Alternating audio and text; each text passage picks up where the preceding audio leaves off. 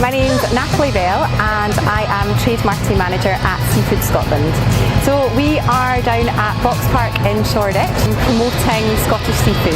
We have got a fantastic menu on offer showcasing a range of species across all different types of species that come out of Scottish waters.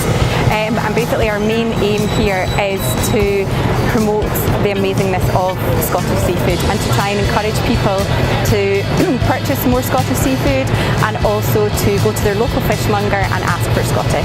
You know, we've obviously got fantastic venue Boxpark just right next door. We've got the footfall from Shoreditch High Street Station. We thought it was just the ideal location, and it's outdoors and it's summer.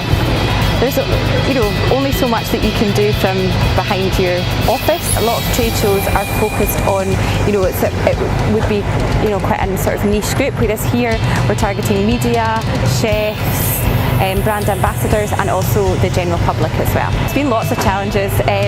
First of all, we had to come down obviously and have a meeting with PKL to measure everything up, work out what we could fit in, what we couldn't fit in. We've then had logistical challenges with Boxpark over fryers and health and safety and things.